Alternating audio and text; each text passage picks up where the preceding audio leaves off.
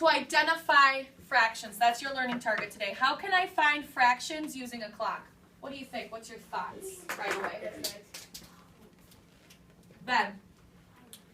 Clock is split in 5 minutes like that, but it has 12 pieces. Right. It has 12 equal pieces. Fraction 6/12, and then you can do that on a clock and it will be half. Exactly. So a clock is automatically split into 12 equal pieces for us, right? So we could use this as a good model to start by looking at fractions. How else? Sebastian? There's 4 different parts. So 1/12 would be 1/4. Are you ready? Okay. Over the last few lessons, we have been learning how to add fractions by making equivalent fractions. We talked about 2 different models in which we can use to make those equivalent fractions so that we can add fractions. Because remember, when we add fractions, our denominators must be the same number. Okay? So what were the 2 models? Give me an example of one model that we use to help us come up with those equivalent fractions. Mason. Clock. The clock. We use the clock to make fractions equivalent. What would our denominator be? What is the equivalent denominator that we come up with using the clock model? 12. Or we could do 24. not 24, 6. not 6. 4. Well, okay, so you can look at 4ths and 6ths and 12ths and 12ths on the clock. Yes, you can do that. But how many minutes are in an hour? Oh. 60. Okay, so 60 can also be an equivalent fraction as well. What was another model that we used? We went over yesterday to come up with equivalent fractions. Kylie. Graphs. Yes, we use graphs. So we would find a grid, and we use a grid that is a lowest common denominator, okay? So we used a grid of 24, and we used a grid of 60 to kind of help us add fractions, okay? All of you have that first page in your workbook. Remember, this is kind of like your note sheet. Use this sheet to help you reference, okay? Until you've got it down in your brain automatically, okay? If you don't have the sheet filled out correctly, like you don't have the 1/3 marked, or the 2/3, or the 1/6, or the 5/6, or the 5/12, that's going to be harder for you to add fractions, right? Because once you have them labeled, then you can kind of find your way around the clock, okay? So let's do a couple of sample problems. I'm going to use the clock as a model to help us figure out these problems, okay? So I'm going to do 1/4 plus 1/2 plus 1/3. Okay. So where would I put the first mark on my clock? Where is 1/4 on the clock? Olivia? 3 jumps. 3 jumps. So 1, 2, 3. So that's 1/4 is equivalent to 3/12. Okay? All right. Then where do I go? Mason? Then you need to do 4 jumps. 4 jumps?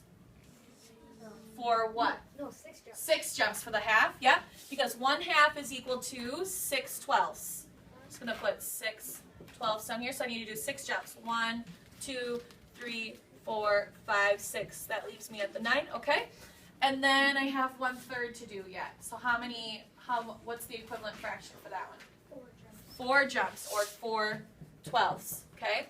So 1, 2, 3, 4 is my final. So what's my final answer? Ben? 1 and 1/12. Yes. No. Maybe. So.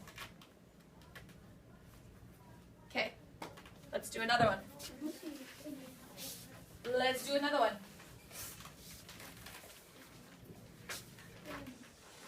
5/6 plus 2/12 plus 7/12. Where would my first one go? What's the equivalent fraction? We got to make this one into 12s. Peyton. 5/6 will go to 10. Go to 10. So the equivalent fraction for 5/6 is 10/12. So I would do 10 jumps. I'd stop here. Okay? Then 2/12. Alex? 2 more jumps. 1, 2. That stops me here. And then I have to go where, Kylie? 7 more jumps. Okay? So what is my final answer? 12. 1 and 7/12. Yes. No, maybe so. Okay? Okay, Connor? Yes? Okay. Let's do one last one.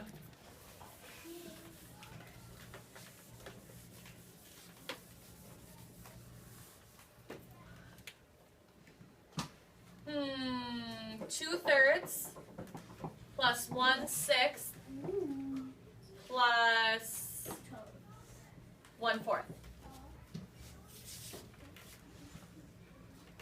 Gretel. The 2/3 is at the 8. The 8. So 2/3 is equivalent to 8/12. You are exactly right. So I'm going to go all the way to the 8. Put my marker there. Connor. 1/6 is 2/12. 2/12 is the equivalent fraction. Good job. So I would go how many jumps? 2. 2. 1, 2. I'm at the 10 now. Okay? What about the 1/4? Kylie? 3 jumps. 3 jumps. 3/12. Equivalent fraction to 1/4 is 3/12. So 1, 2, and then 3. So what is my final answer? Emily? 1 and 1/12. 1 and 1/12. Okay? Questions? Good, yes, no. Ivy? Good? Okay. Okay, good. Yes. What if, like, in the homework or something, there is a 5, a 7, or 11, which aren't, you can't divide them up into 12. Oh, okay. So your homework, the denominator wasn't a 12. It was 5, 8, yeah, but- and 11. Like, well, some of them, like, Give me an example. Give me an example of a problem from your homework. I know, Yeah. It was like, there was one, One 1/8 and 1/4. 1/8 plus 1/4. No, not that one. Oh, yeah, 1/8, you can't divide that. How do you get that in? I figured denominator is 8 for both of them. Right. So this is where if 12 doesn't work, right? 12 doesn't work for an 8 and a 4 to make equivalent fractions. You're exactly right. What's a number that would work for both of those to make an equivalent fraction? Connor? Well, 1/4 is 3/12. So, well, what I just did is I thought of it and it was like, well, 1/8 is, well, it could be 2, but no, because that would be 4. Mm-hmm. When it was 1/4. So I did 1 and 1/2. 1/2 of the 12. But that wouldn't make sense because 1 is 1 whole. No, So we have to 12, come up 1 with, and 12. so 12 isn't going to work for the 8. 4, yes, but not the 8. So we have to come up with another denominator that would work for both of them. So that's when we have to use the model of the graph. Okay? So what number would work? 16. 16 would work for both of them, right? 16, 8 goes into 16, Twice. and 4 goes into 16, right? Okay, so if I make a graph that has 16 boxes, so 1, 2, 3, 4, 5, 6, 7, 8, 9, 10, 11, 12, 13, 14, 15, 16. Okay, I'm going to just get rid of this and make another row. Okay. If I color in 1/8, how many would I color? 2? Because 2 times 8 is 16. Correct. Okay. Then if I color in 1/4, how many would I color? 4. 4. So how many of the 16 do I have colored? 6. 6. So 6/16 would be your answer. Okay.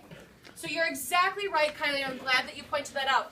If 12 doesn't work for those numbers, then you have to use a different model. You have to use your table or your graph model and come up with a number that both denominators go into.